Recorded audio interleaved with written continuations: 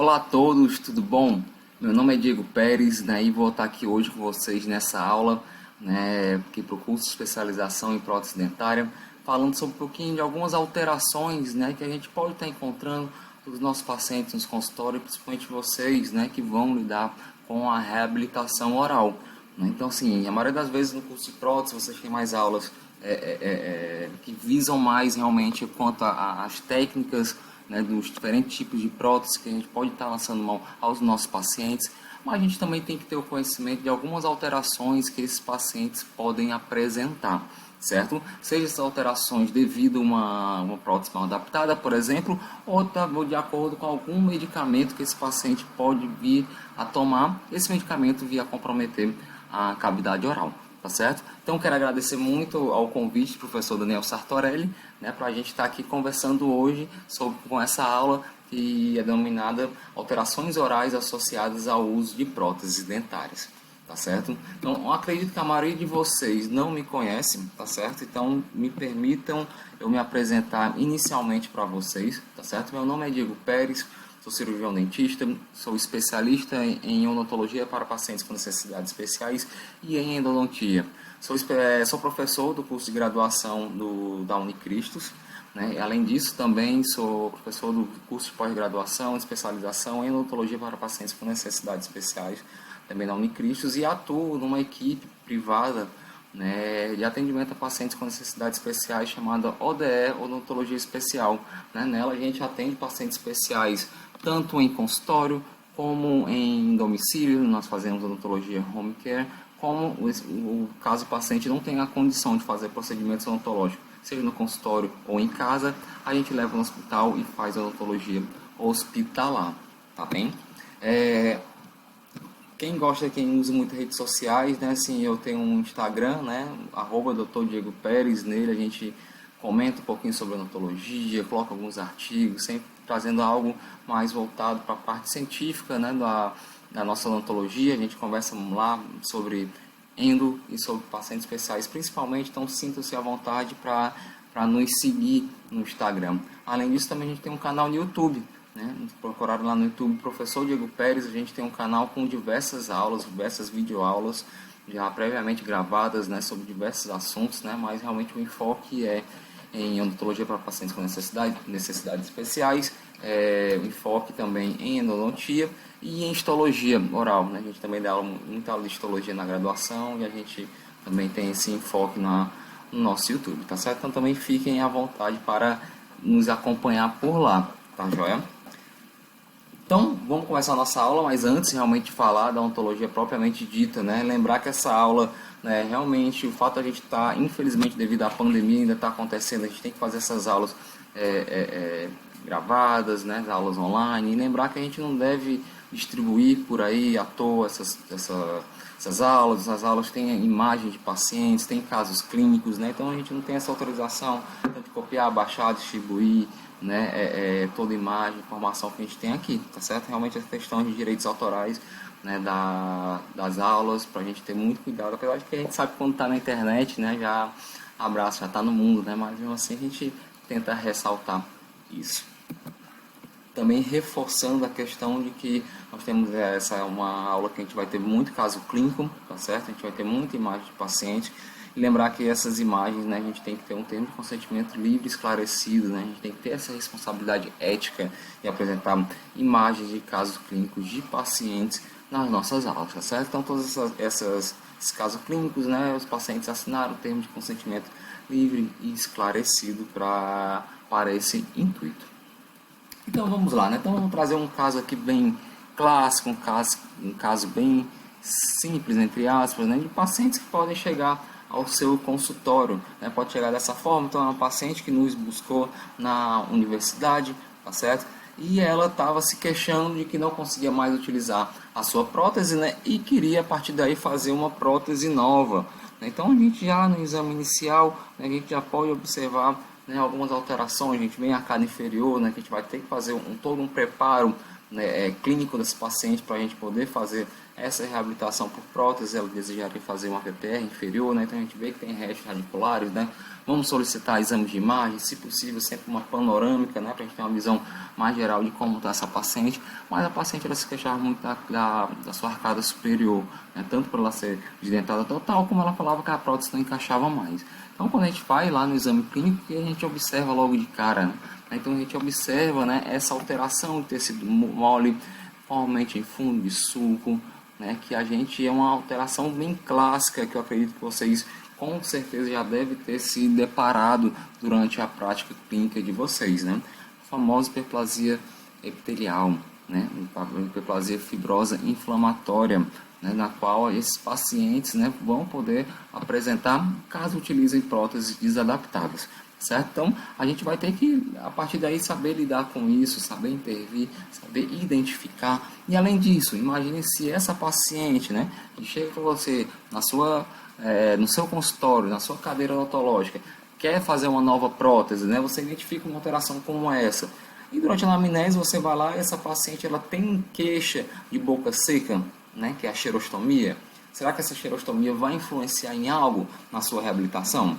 Se esse paciente falar que, não, doutor, eu tenho diabetes, eu sou diabética do tipo 2, assim, e a minha diabetes não está compensada, está toda bagunçada, minha glicemia está lá em cima, doutor.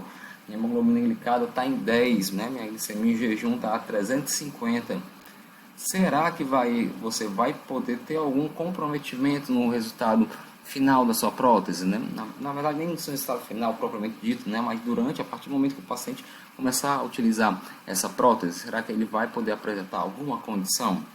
Mais do que isso, imagine que esse é um paciente, né? Então, assim, não é o caso dessa, né? Mas imagine que ela, né? Assim, uma senhora já por volta dos seus 60 anos, ela chegasse para você e falasse, doutor, eu tenho osteoporose, né? Aí você vai falar, quais são os remédios que você toma?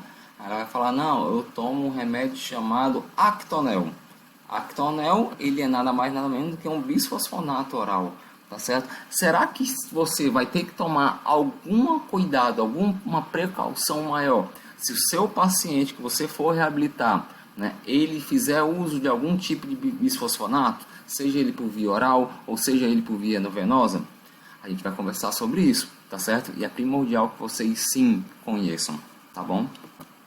Então, esse vai ser o nosso roteiro de aula, tá certo? A gente vai ter esse roteiro para a gente conversar com vocês, tá certo? Inicialmente, então, a gente vai fazer uma introdução, tá certo? Do assunto, e nessa introdução a gente vai falar das principais alterações orais que os pacientes idosos vão apresentar. A gente sabe que, né, a gente, não necessariamente o paciente de reabilitação oral, um paciente que vocês vão estar atendendo no curso de prótese dentária vai ser um idoso, não necessariamente, né, mas a grande maioria dos pacientes idosos são edêntulos, né? Então eles vão estar tendo a necessidade de reabilitação protética, né? Então por isso a gente vai dar um enfoque inicial nessas principais alterações orais mais prevalentes que esses pacientes se apresentam.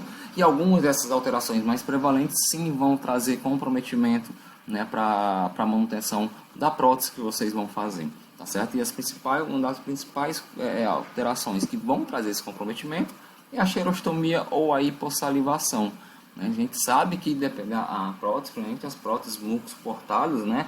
A gente depende muito da ação da saliva para esse paciente, para ter uma boa retenção, para esse paciente conseguir se adaptar bem a essa nova prótese, né? E se seu paciente ele tiver alguma dessas condições, você vai ter que intervir para o paciente ele conseguir usar essa prótese.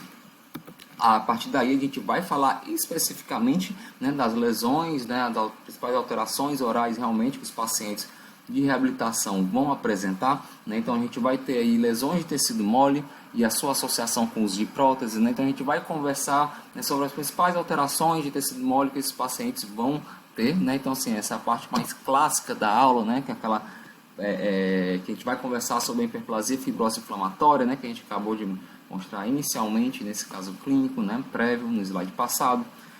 Nosso paciente também ele vai poder estar apresentando algumas infecções fúngicas e também essas próteses mal adaptadas, desadaptadas, né, eles vão poder causar traumas crônicos, né, esses traumas crônicos vão vir acompanhados de úlceras traumáticas, tá certo?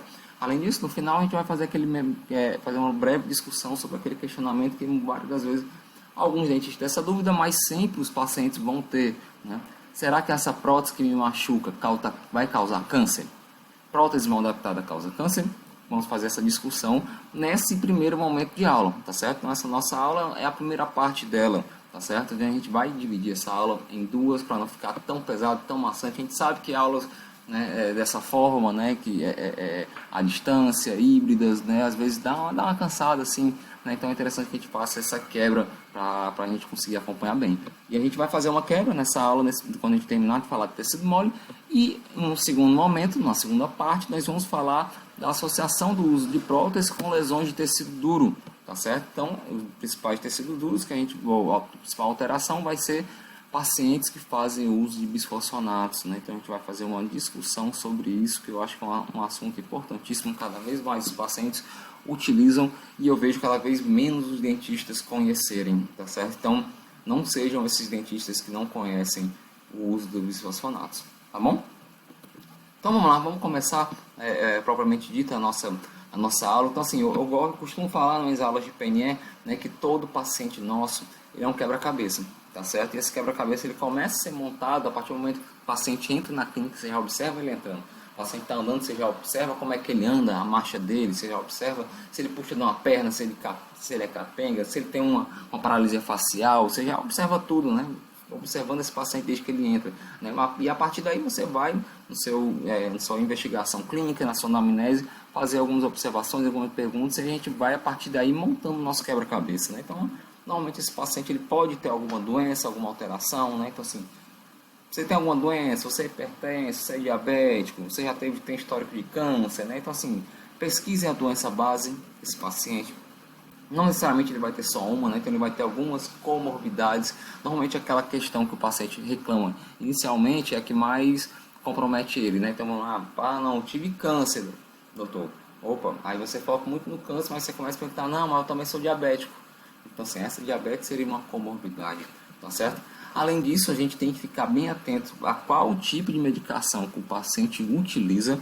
A gente já vai discutir que os medicamentos são importantíssimos, né, na possibilidade desse paciente ter uma reação adversa, né, quanto à hipossalivação ou então à xerostomia. Né, e também, se possível, pessoal, afira um sinal vital, né, é algo que o dentista afere pouco, né, mas não custa nada, principalmente na nossa primeira consulta, fazer aferição de sinal vital, né, PA, né, nesse paciente é importante para a gente dar uma triada e ter certeza que esse paciente ele tá bem para o nosso atendimento, tá bom? Então assim, colocar algumas imagens, você colocar no Google, né, pesquisar idosos, né, a gente vai começar a ver imagens como essa, né, vários velhinhos felizes, né, cheios de dentes, olha, sorridentes, né, tudo só alegria, né? Olha esse outro charmoso aí, né? Fazendo olhar 43 para vocês, né? Com a sua parceira ali atrás, né? Mas na verdade a gente sabe que a nossa realidade no Brasil não é essa, né? Então esse é o tipo idoso brasileiro, né? Cansado, desgastado, sofrido, né? Realmente foram pacientes que não têm uma condição financeira melhor, né? Então é esse tipo de forma de muito que a gente pode estar encontrando, né? Os nossos pacientes, principalmente alguns de vocês, né, atuar em atenção básica, se atuar no SUS, né, então assim, você vê pacientes acamados, né, então assim, a gente vai estar podendo, a gente está começando a fazer esse tipo de atendimento, né, como comentei, a gente faz atendimento odontológico home care, então sim, vocês podem estar fazendo reabilitações protéticas no domicílio dos pacientes, tá certo? Vocês podem sim fazer PPRs, PTs, né? Com certeza em domicílio. A gente tem que levar a saúde onde quer que o paciente esteja, tá certo, pessoal? Então essa é a realidade do nosso Brasil. E além disso também a gente tem uma área, né, que está cada vez crescendo mais, uma área também que eu atuo da odontologia hospitalar, né? Então no hospital a gente também tem muitas complicações por próteses, né? Então assim, essa é a realidade do nosso Brasil hoje em dia, não é aquela realidade do Google, né? Dos velhinhos felizes, sorridentes, cheios de dentes. Não, essa é a nossa realidade e a realidade que vocês vão estar encontrando, que vocês já encontram, né? Na vida profissional de vocês, tá certo? E a partir daí a gente tem que conhecer, né? Saber quais são as principais alterações orais que os nossos pacientes idosos terão. Né? Então assim, antes de especificar qual é cada uma, qual é a principal alteração que esse paciente tem, né, a gente tem que saber que essas alterações vão trazer diversas repercussões ao paciente idoso. Primeiro, imagine, paciente sem dente, desdentado, não reabilitado, ele não consegue se alimentar direito, ele não consegue comer bem, ele vai comer mais pastoso, ele vai ter uma dieta mais rica em carboidrato, né? Então, a partir daí, esse paciente normalmente ele vai ter o quê? Uma repercussão nutricional, ele vai estar desnutrido.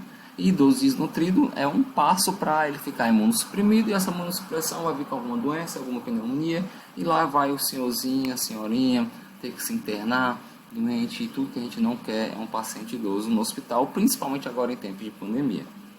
Além disso, a gente sabe, né, que essa repercussão de comprometimento oral, a má qualidade da higiene oral pode trazer diversas repercussões, né, diversos sistemas, né, problemas cardíacos, né, a gente já está cada vez mais associada a periodontite, por exemplo, com o agravamento da doença de Alzheimer, né? Então a gente sabe que vai ter essa repercussão desses problemas orais nos idosos. E além disso, né, o paciente desdentado ele vai estar com a autoestima lá embaixo, né? A partir daí ele não vai conseguir se comunicar direito, né? Imagina, eu estou aqui conversando com vocês e a minha língua está tocando toda hora em dente, tocando em palato, né? E a partir daí eu estou fazendo os fonemas para conseguir conversar com vocês. Imagina o paciente idoso sem dente, como é que ele vai conversar direito se não tem um anteparo do dente para ele fazer um fonema, né? Então ele para de falar, tem dificuldade de comunicação, e isso vai levar ao quê? Ele vai ficar deprimido, não vai querer sair do quarto, não vai querer sair de casa, né? E essa depressão vai também vir acompanhada da imunossupressão, e a partir daí o paciente passa a ficar doente também, tá certo? Tudo isso por quê? Por causa de problemas orais, tá certo? E quais são os principais problemas orais que vão estar trazendo isso, né? Então, esses são os principais problemas, pessoal. A gente tem o edentulismo, né? Que é onde vocês vão atuar, né, na área da reabilitação. A xerostomia, né, também vai interferir bastante. A doença periodontal, cárie, dores faciais crônicas, que vocês também vão poder estar ajudando, interferindo. Disfunções também. E lesões malignas e benignas de cavidade oral, né? A gente vai conversar um pouquinho sobre elas também hoje.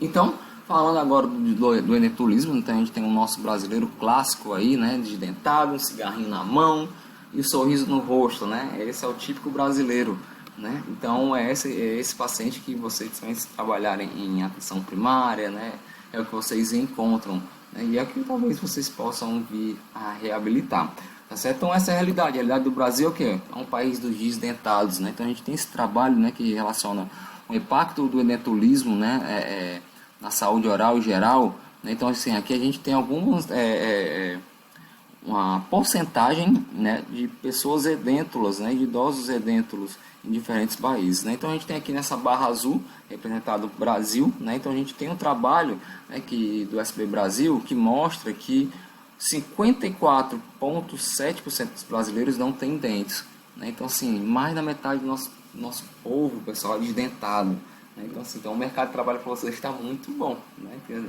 Infelizmente, né? Mas assim, infelizmente pelas pessoas, mas para vocês como especialistas, bom, né?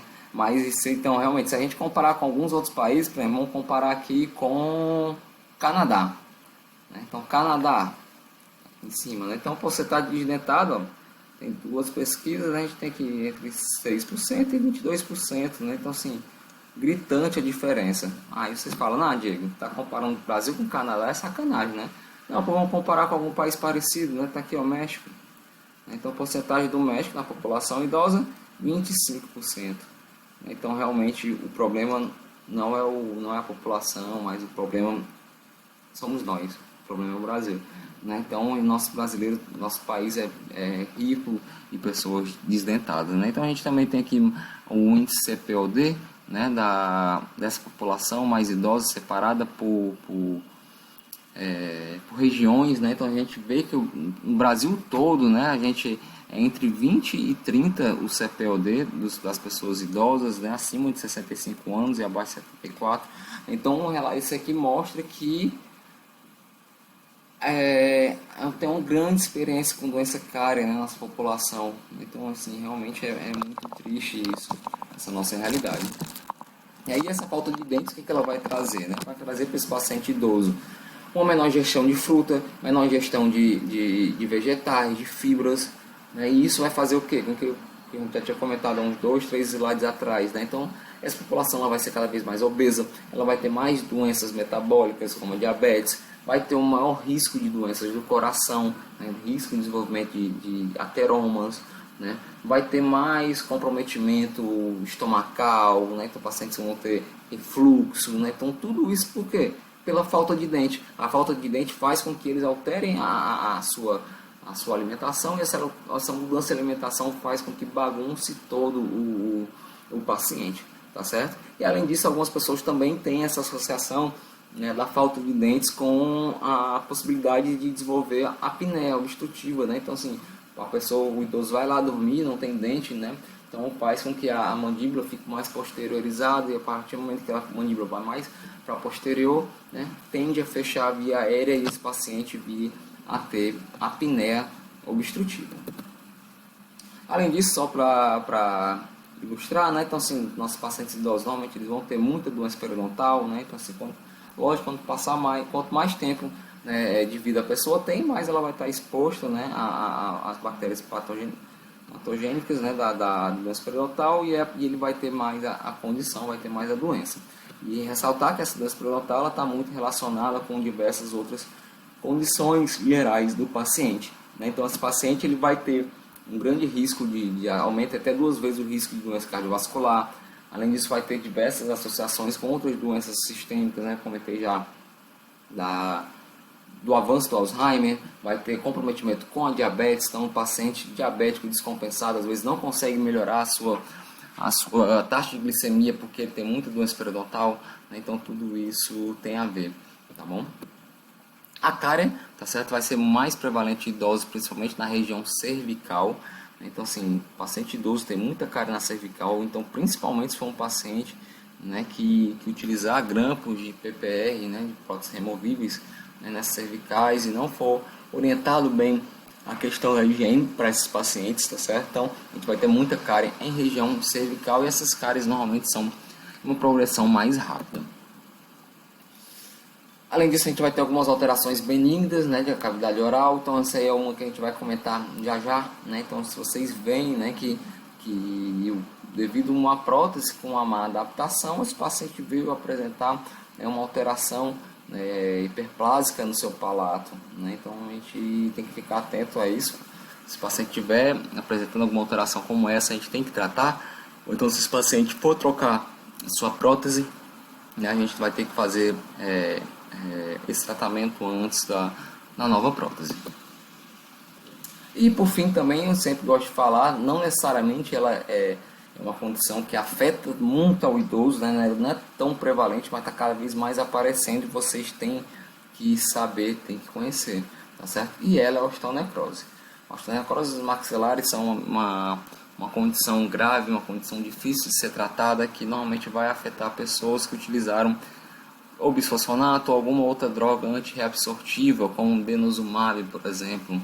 Então, esses pacientes eles vão apresentar diversas áreas de necrose óssea, tá bom? E essa necrose óssea vai fazer com que esse paciente tenha muita dor, tenha desconforto, não consiga utilizar sua prótese, né? Possa vir a ter fraturas patológicas, né?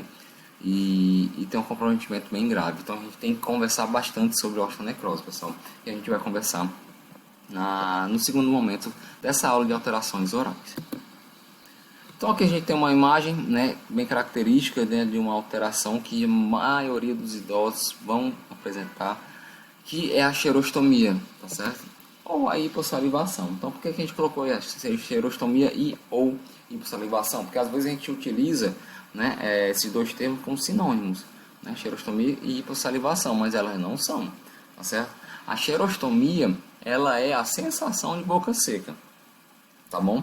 Ok, mas não necessariamente a sensação de boca seca significa que esse paciente está produzindo pouca saliva, não é isso, tá certo?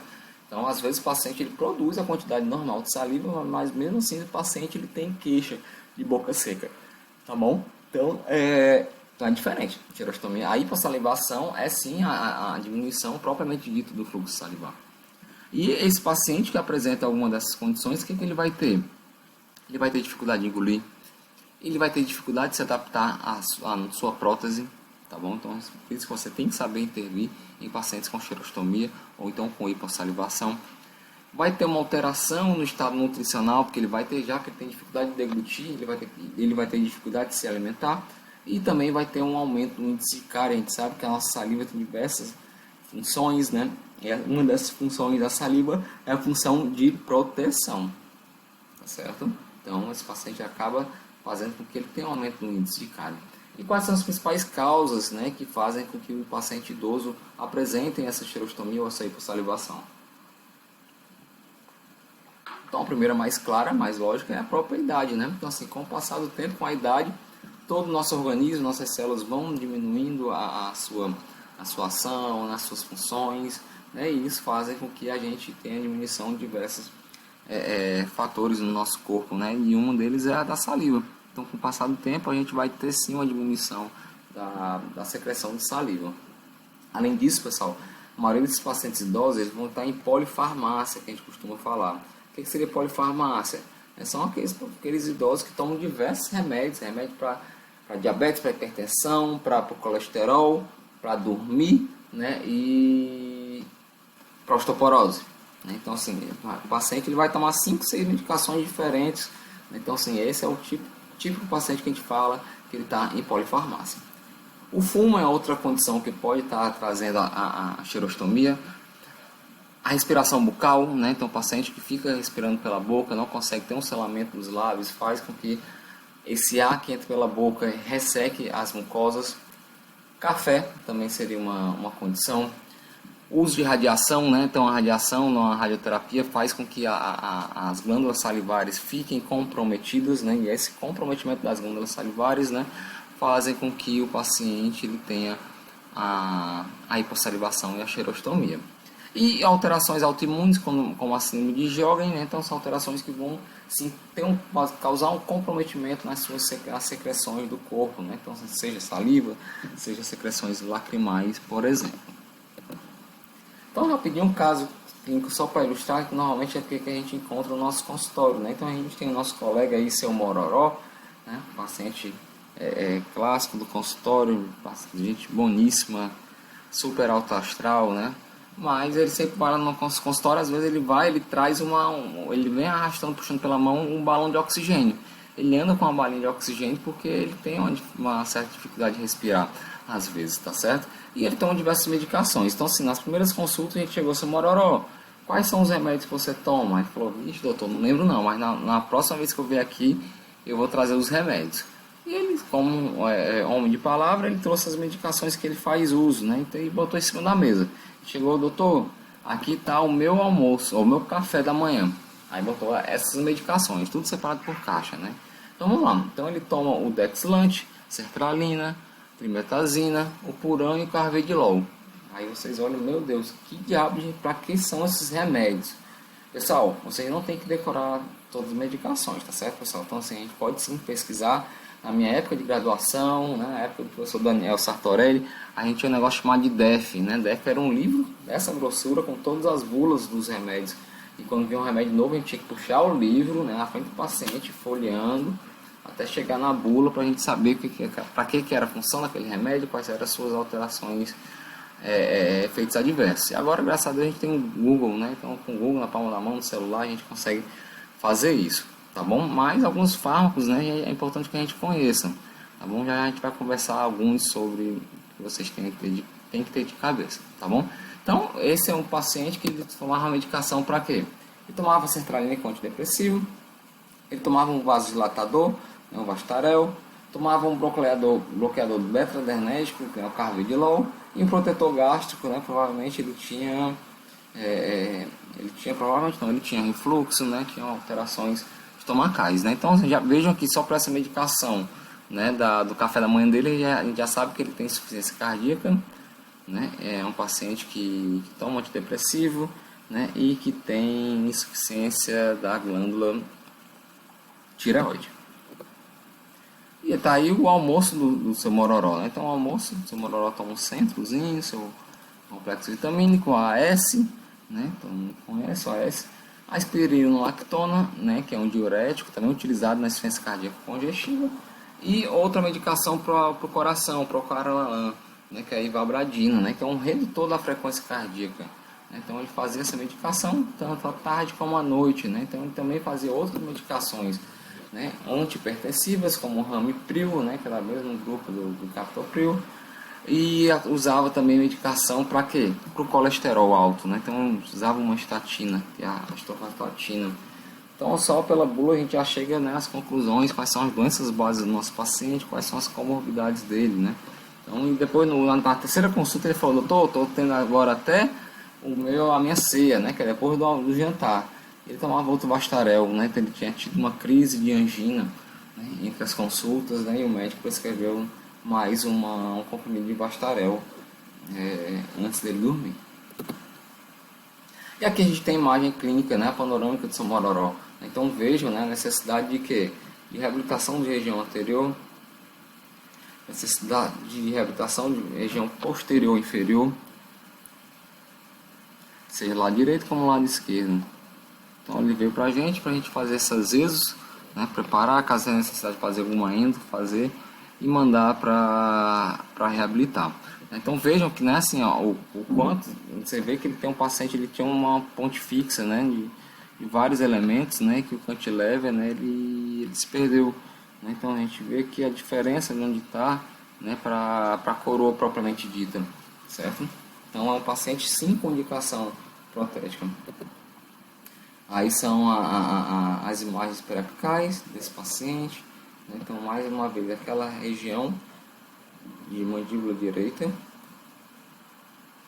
dente com aquela coroa, aquele pôntico fraturado, né, um dente fraturado, e na região esquerda do paciente a gente tem esse dente para fazer exodontia, tá bom? Então esse é um caso que o paciente chega muito pra gente, ele toma muita medicação, pessoal, e no final ele me dando uma pinada, uma coxa, né? É um paciente super alto astral, super bem humorado, muito legal de atender o seu mororó. Então assim, a gente vê que na literatura, né, diversos autores já fizeram trabalho sobre isso, né, vendo a prevalência de xerostomia entre a população brasileira. Então assim, a gente vê que tem muito resultado discrepante, tá certo? Assim, a gente tem trabalhos que falam que cerca de 74% dos idosos teriam xerostomia, enquanto outros falam que 16% tem, tá certo? Mas o que a gente pode dizer para vocês é que na clínica escola da Uniclinic a gente tem pegado cada vez mais pacientes com xerostomia, cada vez mais pacientes com queixas de boca seca, né? E essa boca seca ela vai ter bastante, vai trazer muita dificuldade para que vocês, né, façam uma adaptação de uma prótese nova. E não só a questão da xerostomia, né? Todos esses fármacos, né, eles vão trazer diversas outras alterações clínicas que a gente tem que conhecer. Então vejam que essa aqui é uma outra tabela, né, desse livro bem legal. Depois quem quiser, não tiver esse livro, manda mensagem que eu acho que eu consigo mandar o PDF para você, que é o Anoto de Geriatria, tá certo? Então nele mostra, né, que 36% das bulas consultadas, né, relatava que o paciente podia ter sensação de boca seca, que é a xerostomia, ressecamento da boca, nariz, garganta, lábios secos, rachados, descamados. Então assim, vejam que o uso desses diversos fármacos não vão trazer muitas alterações orais, pessoal. E a gente tem que ficar bastante atento, né? De úlceras, né? Às vezes a sua prótese está bem adaptada, isso, o paciente toda hora tendo úlcera, né? Então por quê? Porque realmente é uma alteração comum desses pacientes que estão com queixa de xerostomia.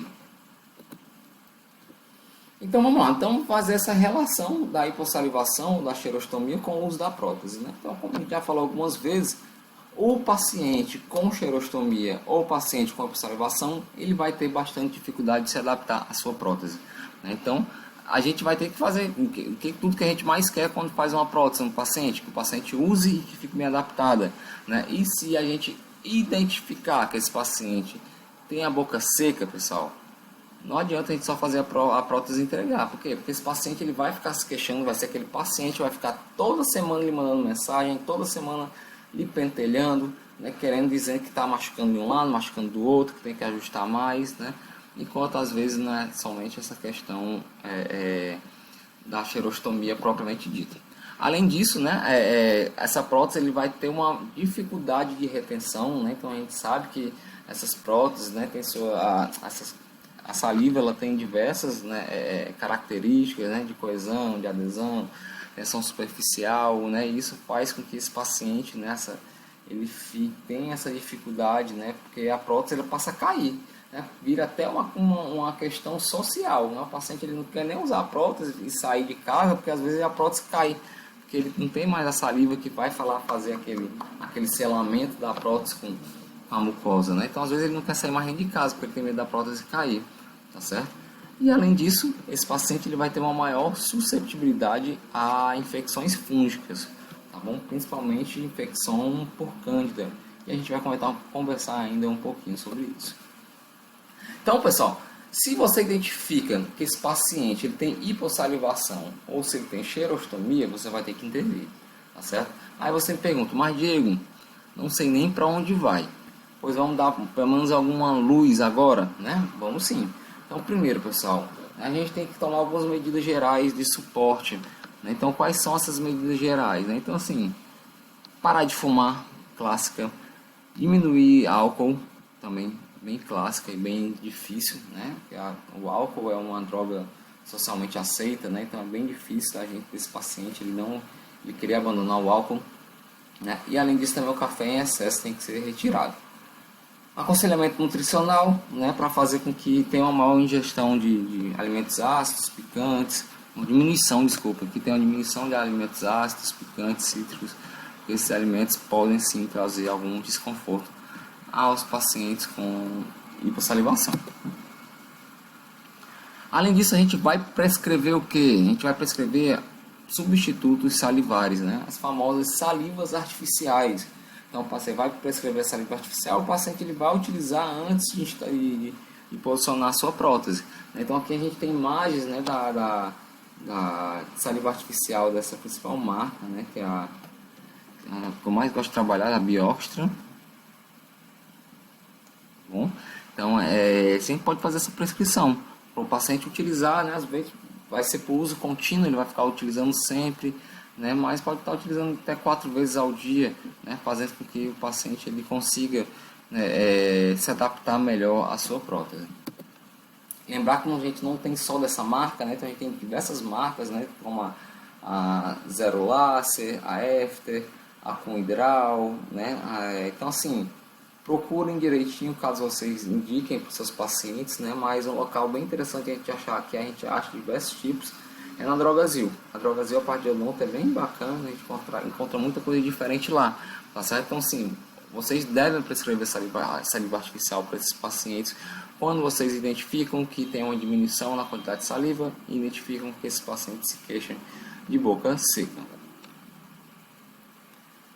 Não só as salivas artificiais, mas nós também temos cremes dentais específicos para hipossalivação, tá certo? Então a gente tem o Zero Laser, a gente tem o Gumitral, a gente tem o Davura Prox, tá certo? Então são pastas de dentes, né, importante para esses pacientes com xerostomia, pessoal, que indique para pastas sem lauril sulfato de sódio.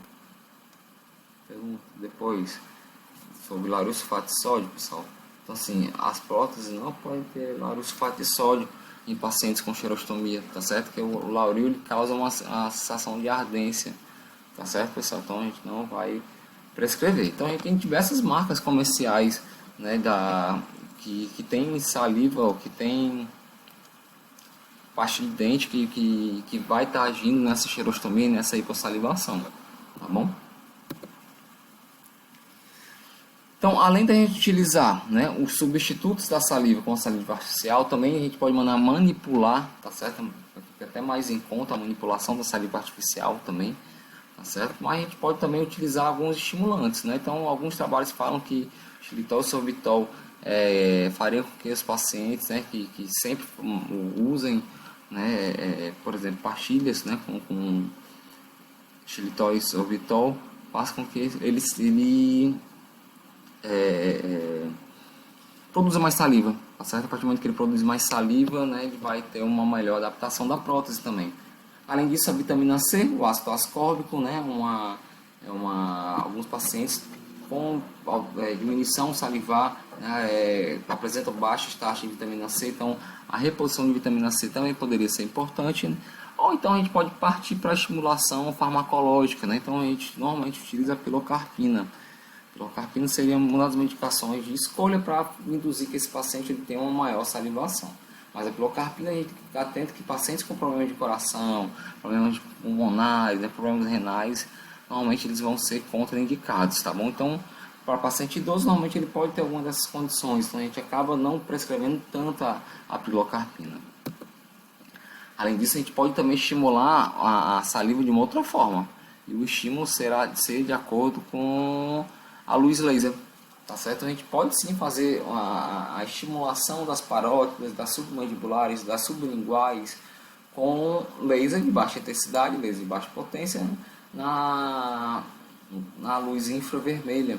Tá certo? A gente pode irradiar a luz infravermelha nessas glândulas, né? E a partir daí ter uma maior produção de saliva. Mas lembrar que a hipossalivar, a estímulo da glândula, né? O uso de sorbitol, por exemplo, né?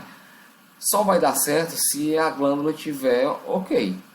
Num paciente que fez radioterapia de cabeça e pescoço, né, lembrar que a radiação ela destrói todos os tecidos e o tecido glandular é um dos que é bem mais fácil de ser destruído. Tá certo? Então, a destruição dessas glândulas pela radioterapia faz com que a glândula não responda a laser, não responda a medicações com a pilocarpina. Certo? Então, nesse caso, realmente vai ser muito mais complexo vocês lidarem com essa hipossalivação e a partir daí vai ser mais complexo vocês conseguirem, né, reabilitar o paciente. Então, a gente comentou bastante sobre saliva, né, e a partir daí a gente vai poder falar das lesões de tecido mole propriamente dito.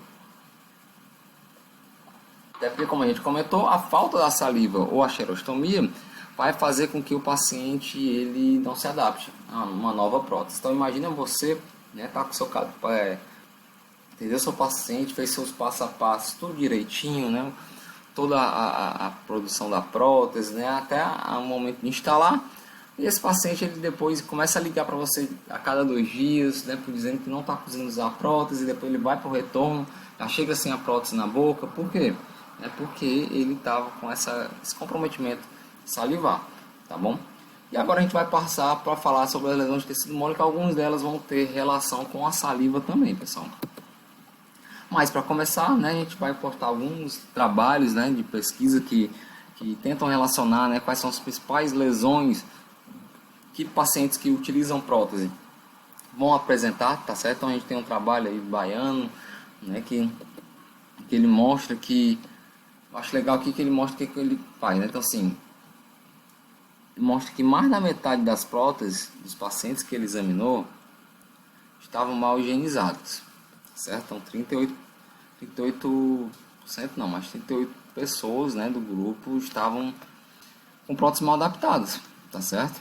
Além disso, né, da prótese mal higienizada, desculpa, né, a gente tem metade das próteses estavam mal adaptadas, tá bom? Então, essa má adaptação de prótese vai estar trazendo algumas alterações, como a hiperplasia e fibrose inflamatória, úlceras traumáticas, né, que é algo que o nosso paciente não deseja em nenhum momento. O paciente não quer e muito menos a gente. Alguns deles não tiravam para dormir, né, então cerca de 31% das pessoas ainda não tiram a prótese para dormir, né, e dependendo do local, eles vão ter escolhas diferentes para deixar essa prótese antes de dormir. Então agora a gente tem um gráfico mostrando especificamente quais são as principais lesões orais encontradas nessa pesquisa realizada na Bahia. Então, sim, grande maioria das lesões orais que os pacientes apresentavam, né, eram estomatites protéticas. E vocês vão ver que a estomatite protética é uma alteração de tecido mole na qual ela está bastante relacionada com o quê? Com infecção por fungo, né? Então, a gente tem que ficar atento a essa conversa, pessoal. Ah, professor, mas isso é uma alteração muito específica da região da Bahia. Não, não. É o Brasil todo dessa forma. Então vamos botar um trabalho aqui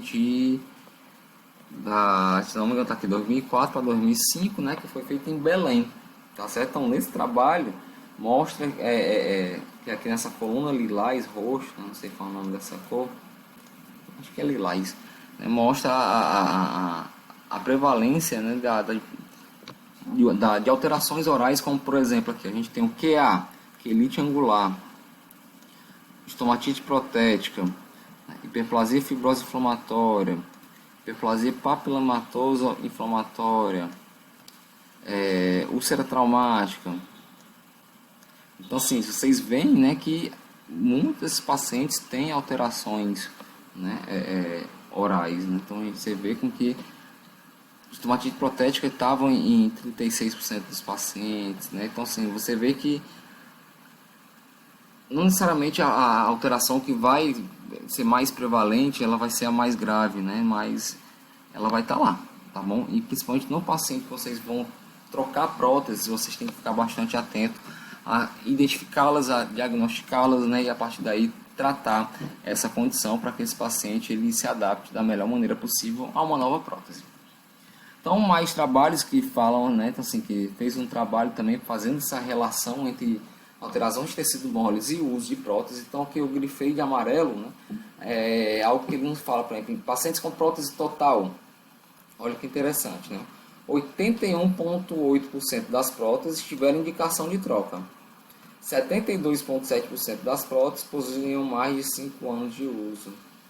Então, assim, vejam que a grande possibilidade de pacientes que vocês podem ter, né? Muita gente, que a maioria dos pacientes estão com próteses com necessidade de troca, tá certo? Então, realmente, vocês estão é uma área que tende muito a crescer, tá certo?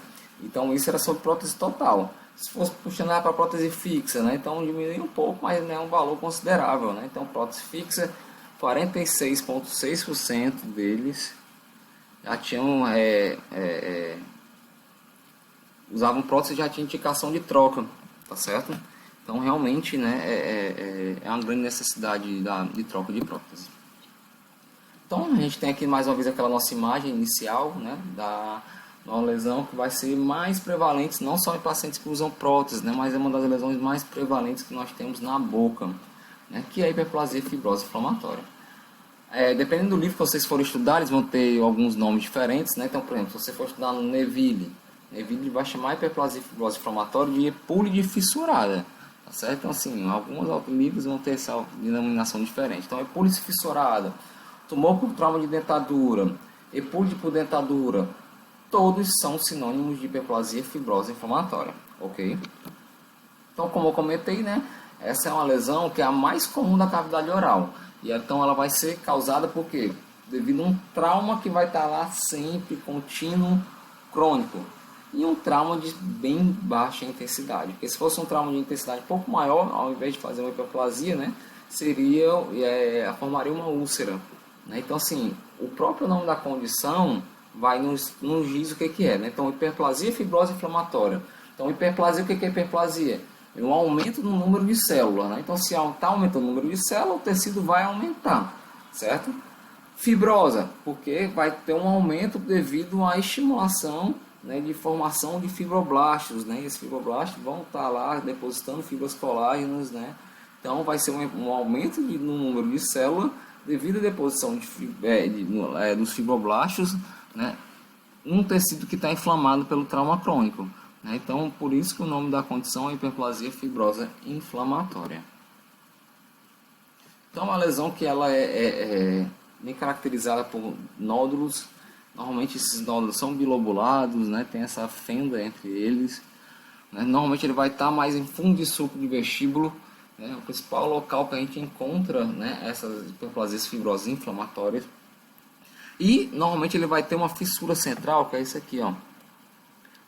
Vou marcar aqui. Então essa fissura central normalmente ela vai estar em contato direto com a borda da prótese, né? Vai ser nesse local, né, que teoricamente vocês teriam que fazer um ajuste na prótese para que não formasse mais essa alteração, tá bom? Além disso, ela tem um crescimento lento, firme e de coloração normal. Então vamos trazer algumas sequências de casos clínicos, né? E esses casos são de hiperplasia fibrose inflamatórias bem clássicas, né? Então a gente tem uma paciente relativamente jovem e pela prótese a gente já vê que ela provavelmente ela perdeu os dentes muito jovem, né? Então você vê uma PT inferior e olha esse tecido hiperplásico aqui, tá certo? Então um tecido bem característico de hiperplasia e fibrose inflamatória. Então tá aí, né, sem a prótese instalada. Então vejam, né, que caso vocês tenham necessidade, né, de trocar essa prótese para algo mais novo, essa cirurgia tem que ser feita, pessoal, tá bom? Porque senão vai dar algum problema. Mais uma outra condição de hiperplasia e fibrose inflamatória, mais uma vez um paciente jovem, tá certo? Que a gente vê ali, né, a parte do tecido em íntimo contato com a prótese, né, vê o quanto ficou desadaptado e o quanto essa paciente deve sentir desconforto por sentir ter uma condição clínica como essa. Então tá aí, né, a paciente sem a prótese dental, prótese total superior, né, o como era relativamente grande essa hiperplasia e fibrose inflamatória. Outro caso, né, na prótese mais antiga ainda, você vê que não tem mais nem dente anterior nela, tá certo? Então, mais é um paciente que tinha uma prótese com a velha e famosa câmara de sucção, né? Aquela prótese feita pelo protético, né? Pelo prático, né? E o prático ele fazia essa câmara de sucção, na próxima maior, para fazer com que esse paciente, essa prótese tivesse mais retenção. Então, acabar fazendo com que os pacientes tinham essas alterações em palato, tá certo? Então, realmente, essa é a diferença, né, da prótese feita com um protético, né? Então, essa prótese feita com protético, normalmente eles faziam essas câmaras de sucção. Então, como é que a gente vai e trata ela, né? Então, assim, por exemplo, ou faz assim a remoção completa, né, da câmara de sucção, mas então assim, mas essa é uma área bem complicada de atuar, né, no palato, pouco tecido, então normalmente acaba ficando uma úlcera bem grande, o paciente sofre bastante no pós-operatório, mas às vezes a gente pode ir colocando um material reembasador aos poucos na câmara de sucção. Então a gente tem a imagem da prótese desse paciente, então a gente vai colocando material reembasador aos pouquinhos aqui, do centro para a periferia, tá certo? Para fazer com que esse paciente, né, ele não desenvolva mais essa hiperplasia e fibrose inflamatória devido a essa câmara de sucção, tá bom? Então você vai aos poucos colocando material reembasador, coloca um pouquinho desse paciente utilizando 15 dias. Aí esse material reembasador vai pressionar de leve esse tecido hiperplásico. Voltou por 15 dias, coloca um pouquinho mais de material reembasador e o paciente usa de novo. E isso vai fazer com que o tecido ele passe a ser recolhido, certinho? Uma outra alteração que não deixa de ser uma hiperplasia e fibrose inflamatória, mas ela vai ter um outro nome, somente pela apresentação dela, né? Então assim, a gente tem um pólipo fibroepitelial, né? Então assim, o que seria o pólipo fibroepitelial? Nada mais nada menos que um fibromazinho que é causado pela essa prótese mal adaptada e ela normalmente vai estar no céu da boca, tá certo? Então, normalmente ela vai ter até essa forma de folha. Então, por isso que livros, textos como Neville chamam de pólipo fibroepitelial. Então, se você pega um instrumento, a gente vê aqui, ó, afastando com a cureta, na época, você vê, né, que esse paciente, sim, ele tinha essa alteração de tecido mole. Então, assim, a gente vê aqui, ó, bem claro aqui, ó, no palato. Certo? E tá aí a prótese, né, que o paciente utilizava, a pererequinha, né? E você vê que ela tinha uma leve depressão aqui, ó. E era essa depressão que fazia com que esse paciente apresentasse esse pólipo achatado em céu da boca. Então, foi feita a remoção cirúrgica, né, uma remoção bem simples, né? Então a gente tem uma imagem aí, a gente realizando a anestesia. Nesse caso, você já vê o tecido ele ficando esquemiado, né? E a partir daí, uma lesão, como é que se fala? Né? Uma lesão que pedunculada, né? Então é uma lesão mais tranquila da gente fazer essa excisão, tá bom? Então vejam como a lesão se encaixa perfeitamente lá na prótese do paciente. Além disso, a gente tem uma outra condição chamada de hiperplasia papilar inflamatória. Todo mundo consegue ver as papilas aqui, ó, região central do céu da boca, mais edemaciadas. Então essa seria a hiperplasia papilar inflamatória. E ela também normalmente está relacionada com o que, pessoal? Está relacionada com infecção fúngica. Tá bom? Então quando a gente falar de hiperplasia papilar inflamatória, a gente vai estar falando tanto uma hiperplasia dessas células, né, um aumento da quantidade de papila, de células de papila, mas também com a própria infecção fúngica em si. Então, condições como essas, né, da hiperplasia fibrosa inflamatória, o tratamento é a excisão cirúrgica, né, a biópsia excisional. Então, aqui a gente tem um caso do professor Gabriel, né, e na qual ele pegou uma hiperplasia fibrosa como essa, né, e ele fez a remoção, então a anestesia, né, a anestesia da lesão, traciona com fio de sutura e a partir daí vai fazendo a excisão dessa lesão pedunculada, tá certo? Até que o paciente já fica dessa forma, né, e o dentista e vocês consigam remover toda a lesão. Então esse é o tratamento. Simples, tranquilo, às vezes é mais fácil do que tirar um dente. Só temos que ter cuidado que às vezes, como essa lesão, a gente comentou que normalmente ele está em fundo de sulco, a gente tem que ter muito cuidado na sutura. Por quê? Porque a gente não deve, né, fazer com que a gente tenha uma diminuição desse fundo de sulco, esse fundo de sulco mais raso. Então esse fundo de sulco mais raso também vai trazer trabalho para vocês adaptarem a prótese de vocês, né? Então a gente tem que ficar bastante atento quanto à sutura dessas hiperplasias fibrosas, tá bom?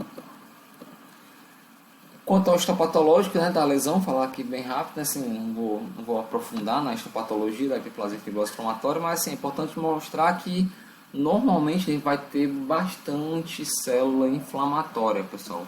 Além de célula inflamatória, né, vai ter muita neoformação vascular, né, muito fibroblasto, tá bom? Então essa é uma característica clínica marcante da hiperplasia fibrosa inflamatória. Só de olhar se a gente vai saber que é uma hiperplasia fibrosa? Não, às vezes a gente tem que fazer um diagnóstico diferencial, pode ser outra coisa, tá certo? Então, quais são as principais condições que a gente vai fazer um diagnóstico diferencial, né, no nosso paciente, para se a gente tiver em dúvidas que é uma hiperplasia fibrosa inflamatória ou não. Então, a primeira, você vai bater, quando você olhar, opa, isso aqui é uma hiperplasia fibrosa ou é um granuloma piogênico?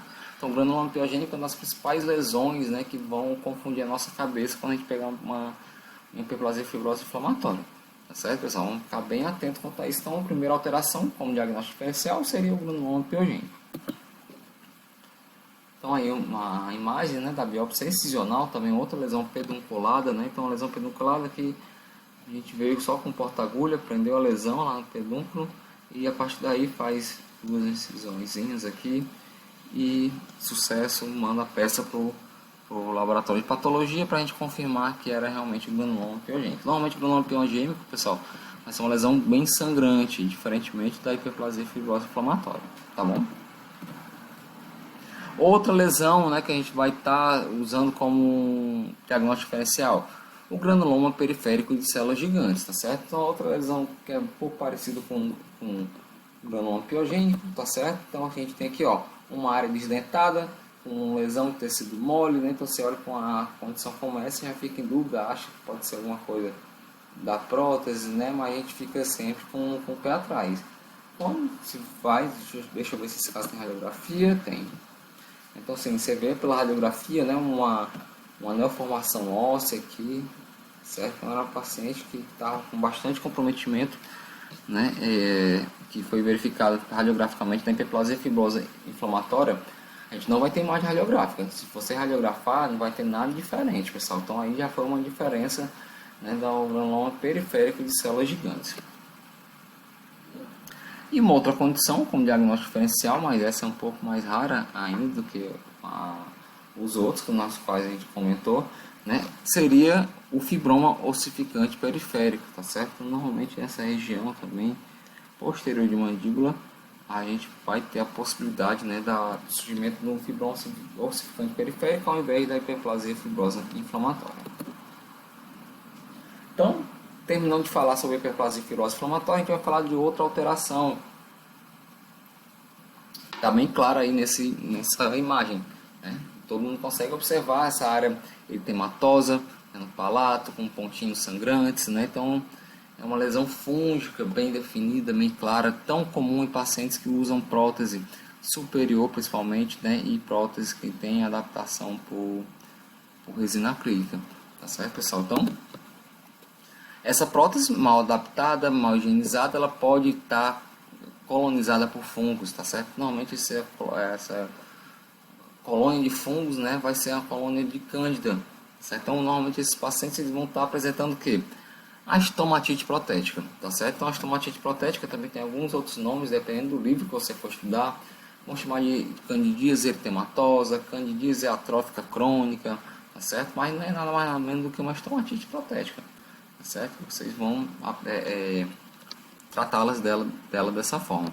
Então, a estomatite protética é nada mais nada menos do que uma reação inflamatória, né, ou hiperplásica da mucosa oral, que vai exportar uma prótese dentária referente à irritação mecânica, né, ou então infecção dela.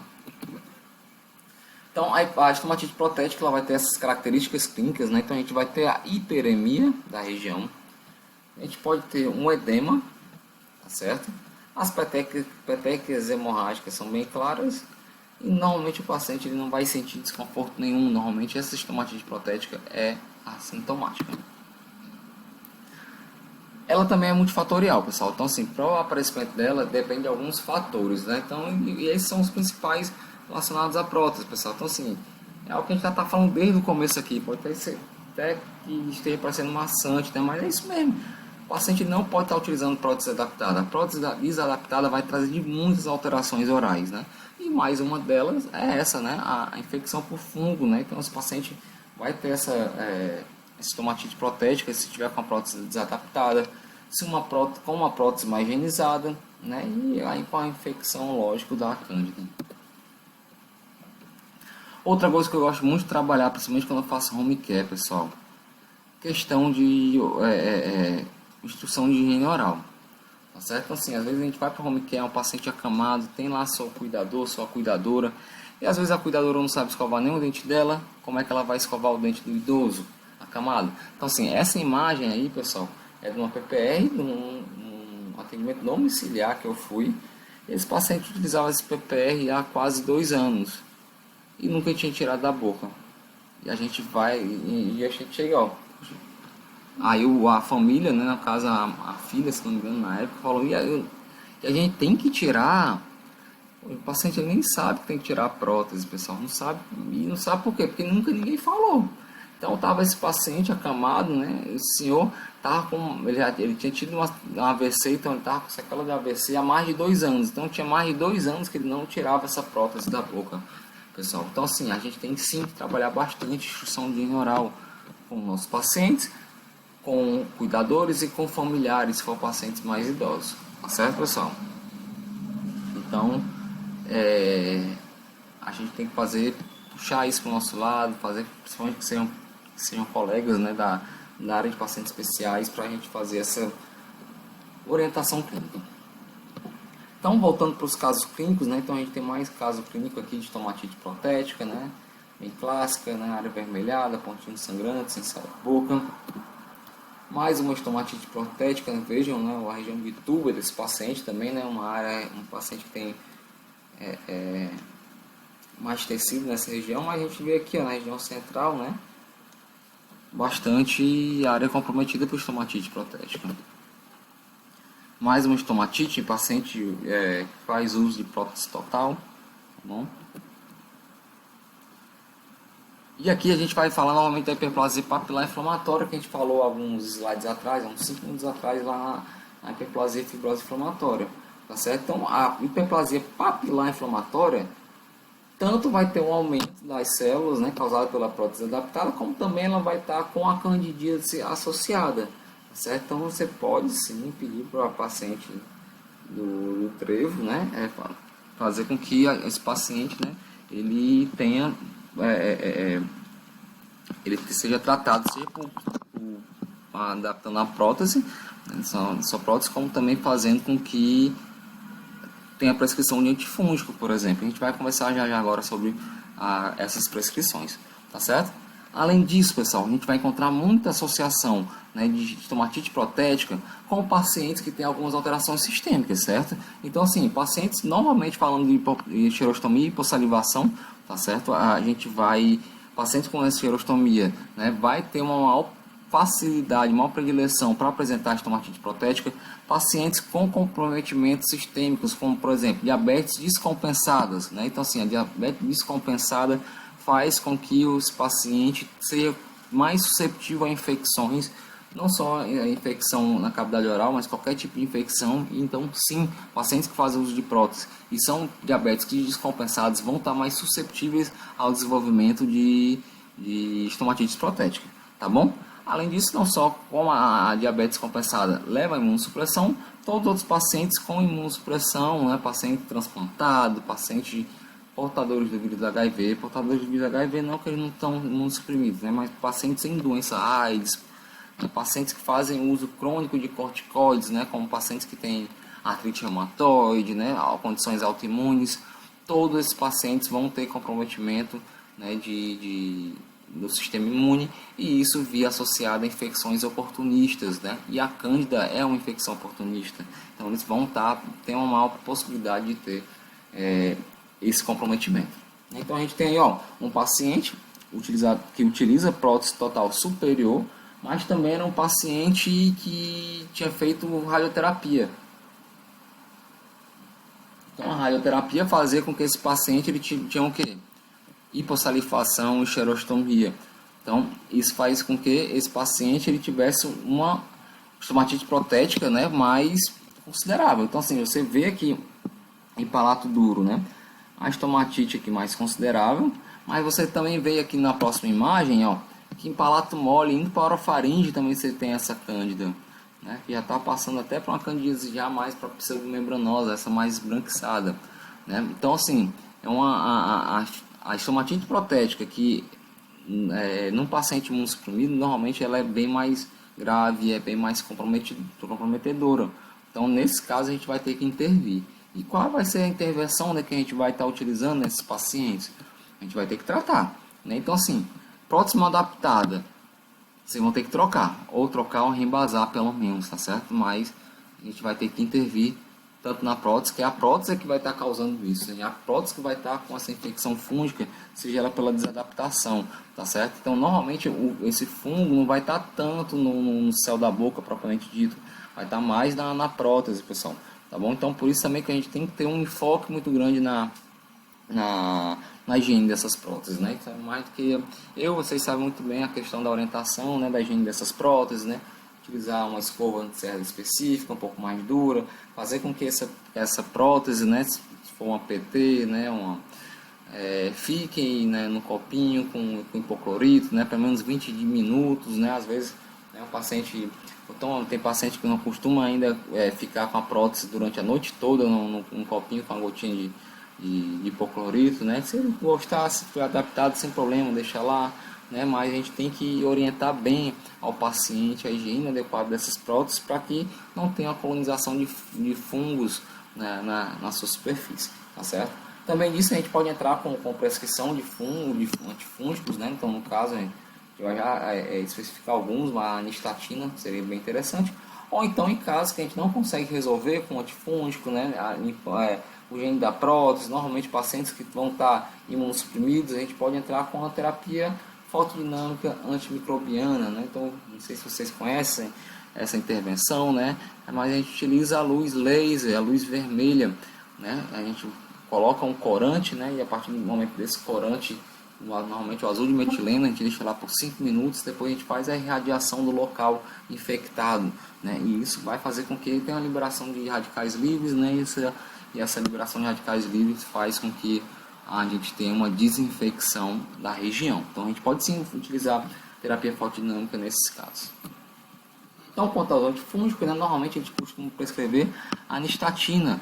Né? Então, nistatina 100.000 UI, 100.000 unidades internacionais. Essa é a prescrição clássica da nistatina. Né? Então, assim, a gente vai fazer o quê? Vai prescrever o bochecho de uma colher de sopa 4 vezes ao dia, tá certo? Então, 4 vezes ao dia por 1 ou 2 semanas para esses pacientes, tá certo? Então, normalmente eu costumo indicar e prescrever para os meus pacientes é a nistatina. Mas a gente também pode estar utilizando o Dactarin gel, tá certo? Dactarin gel, né, que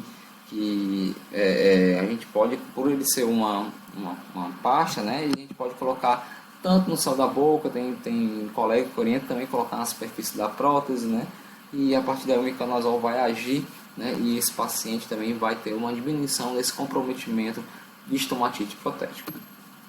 Então aí a gente tem um caso de estomatite protética bem clássica, nos pontos sangrantes, bem avermelhados, que com a utilização né, de antifúngicos, né, tópicos, né, então todos esses antifúngicos aqui são tópicos. Normalmente a gente só vai entrar com antifúngico sistêmico, né, se realmente for um paciente com uma imunossupressão bem severa, bem grave. Então é um paciente que ele conseguiu somente com bochecha, técnica de higienização correta da prótese, né, e bochecha de nistatina, a gente teve a reversão desse quadro de estomatite protética. Já esse paciente, que era um paciente que a gente relatou, né, que ele tinha um comprometimento sistêmico, porque ele fez radioterapia, né, então ele não tinha uma produção constante de saliva adequada, né, então a gente entrou tanto com antifúngico como um substituto salivar, né, então assim, a gente fez a prescrição de saliva artificial. Então esse paciente ele fez o antifúngico, que é a saliva artificial, né, e depois de 2 semanas ele estava dessa forma, né, bem diferente. Tá bom? Então a gente tem que conhecer sim como as principais maneiras de intervir, né, nessas alterações de tecido mole que os pacientes de vocês vão apresentar com certeza no consultório de vocês.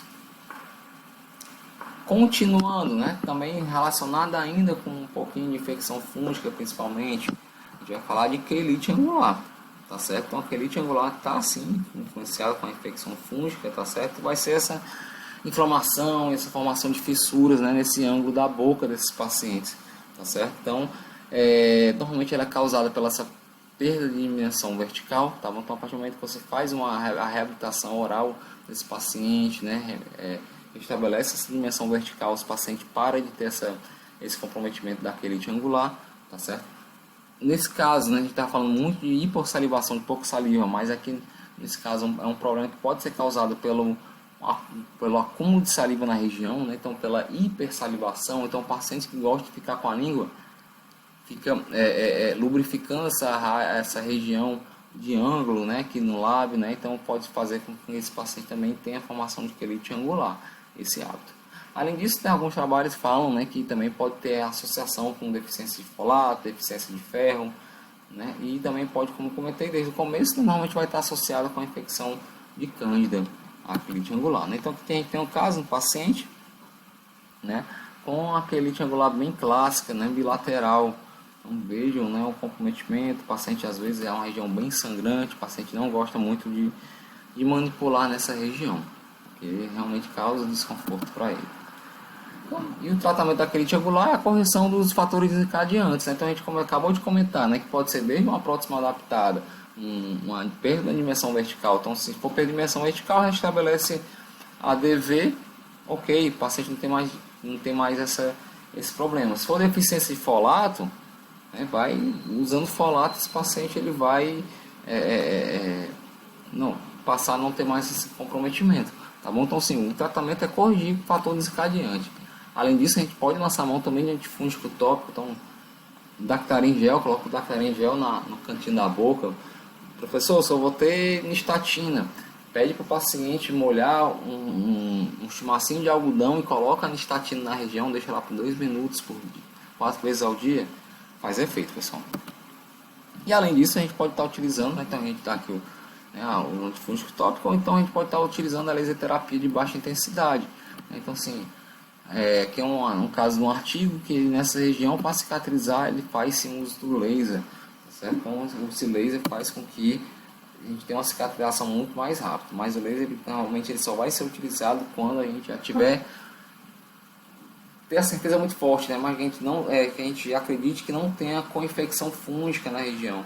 Às vezes, se tiver fungo, a gente não vai fazer o laser propriamente dito. A gente vai fazer a terapia fotodinâmica, que é o uso do corante e depois a luz vermelha, tá certo? Mas se for só realmente a lesão, né, no ângulo da boca, a gente utiliza só o laser propriamente dito, tá bom?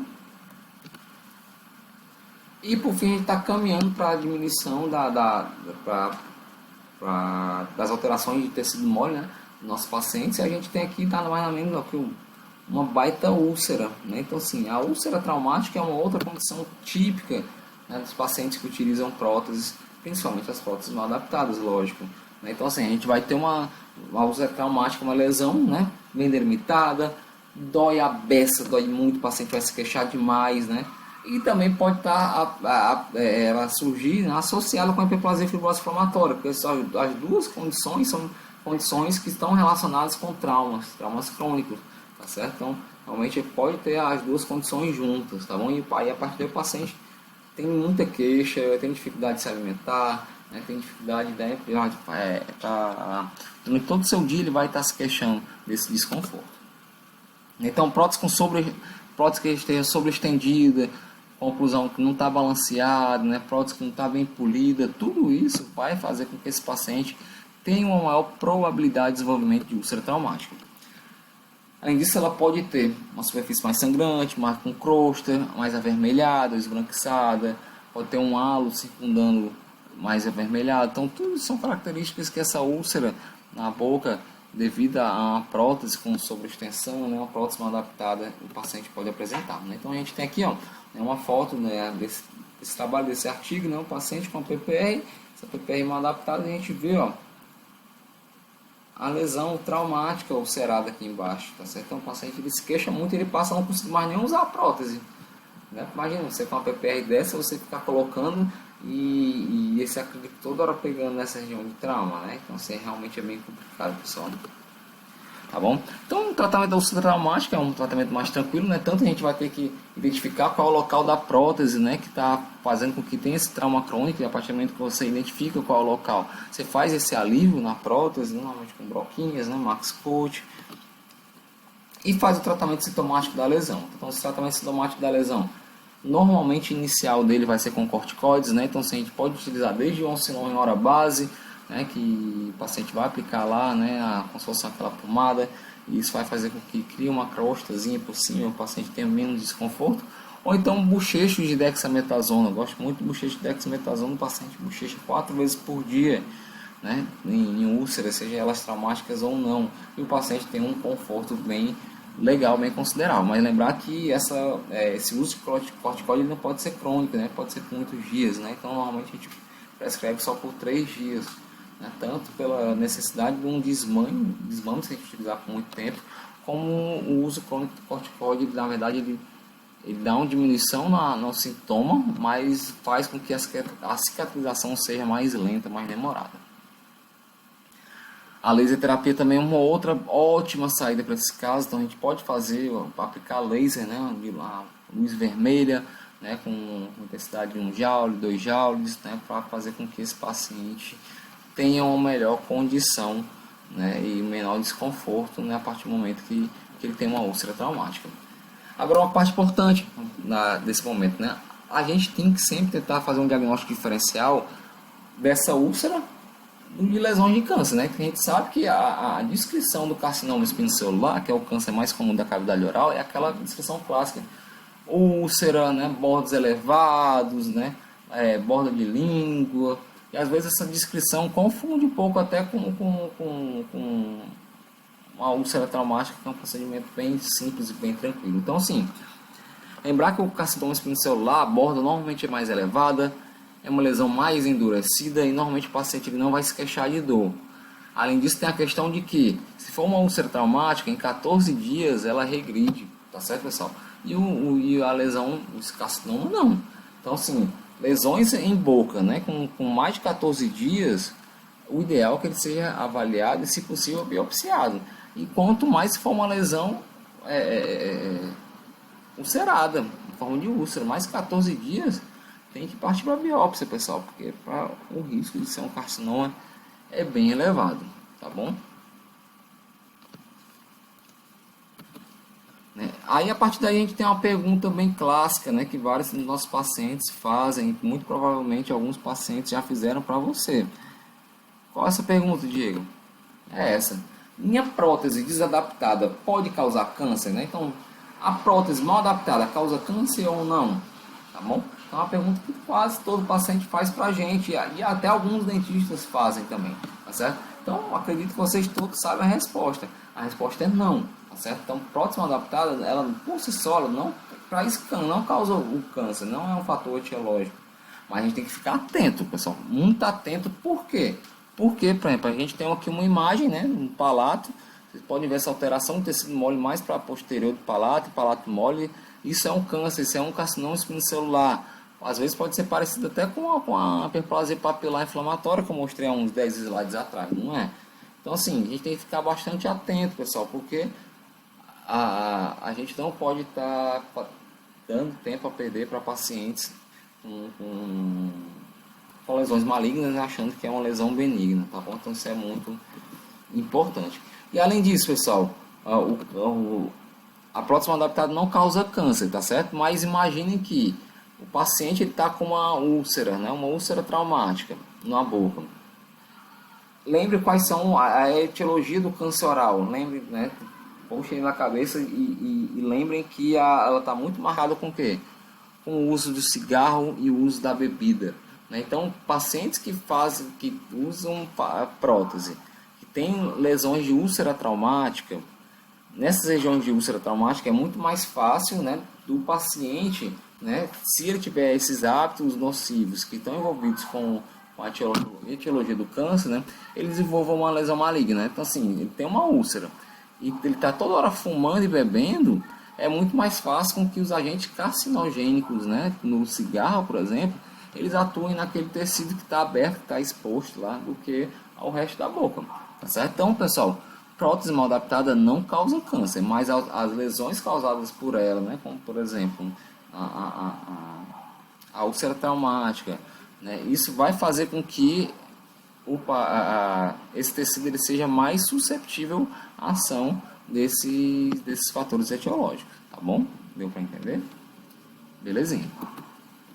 Então, o uso de prótese e o câncer oral, a gente tem que ficar atento a lesões ulceradas que não cicatrizam há mais de 14 dias. Então, falar para os nossos pacientes que está sempre quando foi que apareceu, se for mais de 14 dias, intervir, fazer uma biópsia incisional de preferência, tá certo?